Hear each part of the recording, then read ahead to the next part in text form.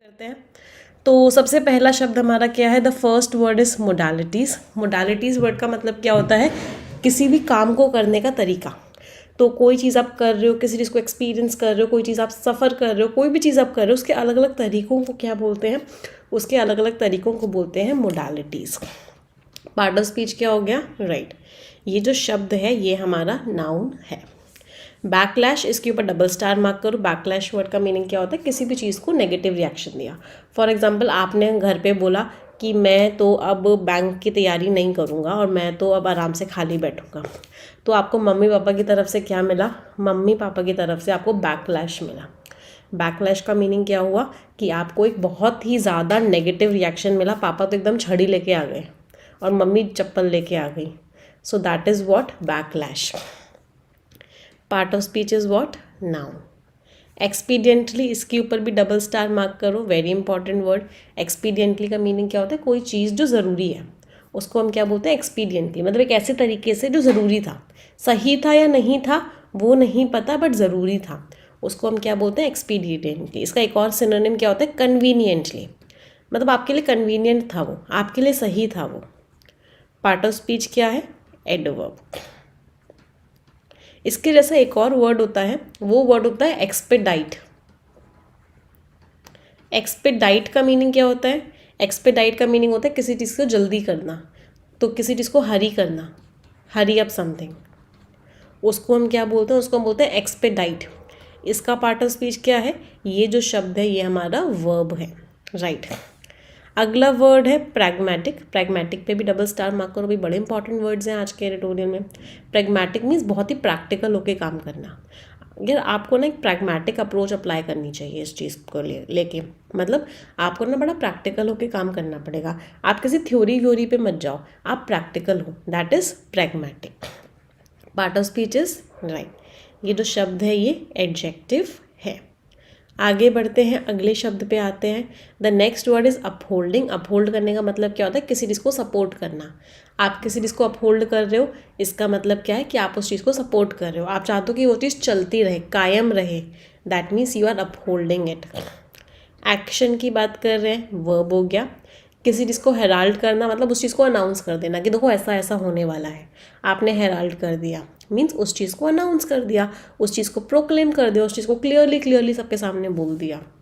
That is हेराल्डेड। Action की बात कर रहे हैं फिर से। पार्ट ऑफ स्पीच क्या हो गया? वर्ब। वेरी के ऊपर भी डबल स्टार मार्क करो। वेरी का मतलब क्या होता है कि आपको ना सामने वाले पे ट्रस्ट नहीं हो रहा। आप क्या कर रहे हो? आप डाउटफुल हो रहे हो। डाउटफुल हो रहे हो इसलिए आप क्या हो रहे हो? कॉशियस हो रहे हो कि कहीं कोई धोखा ना दे दे। जो लोग ज़्यादा सावधान इंडिया देखते हैं तो उन लोगों को क्या होता है? अपने पड़ोसियों के ऊपर, अपने घर वालों के ऊपर, अपने रिश्तेदारों के ऊपर शक होना शुरू हो जाता है। माँओं को बच्चों के ऊपर, बच्चों को माँओं के ऊपर, पिताओं के ऊपर, भाई को बहन के ऊपर, सब वेरी हो जाते हैं सावधान इंडिया देख देख के। तो डाउटफुल हो जाते हैं, कॉशियस हो जाते हैं। तो very is what? Adjective. Right. अगले वर्ड पे आते हैं। The next word is pervaded.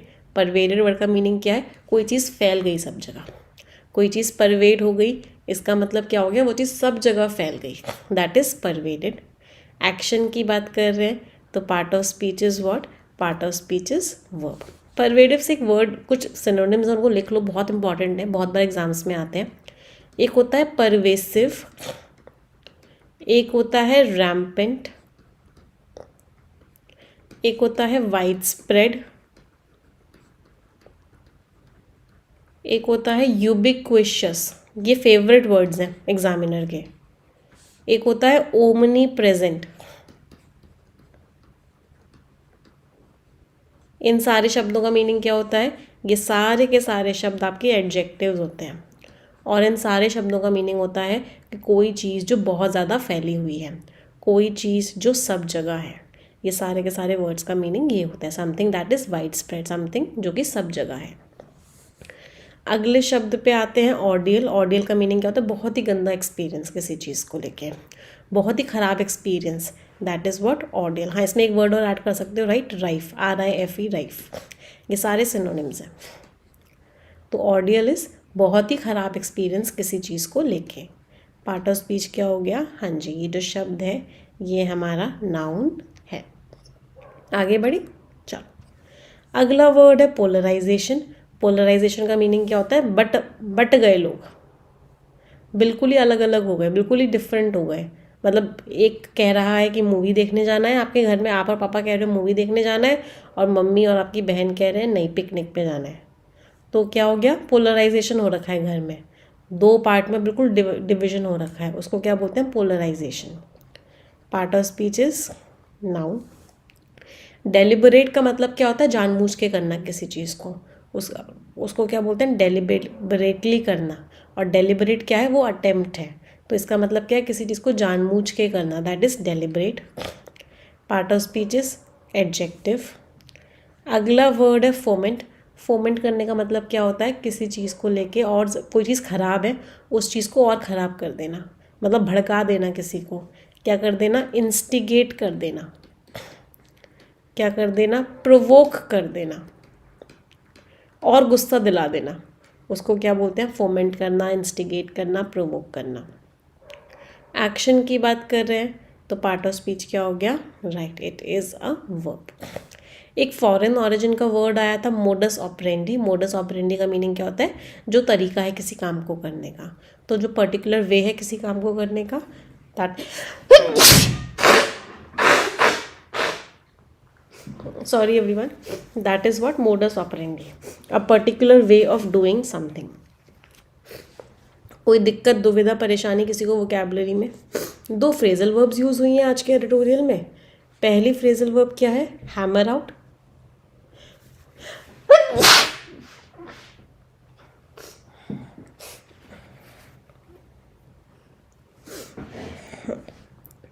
Sorry everyone, I should say to sneezing कि भाई पहले तू ही आ जा, वो कैब तो बाद में होती रहेगी।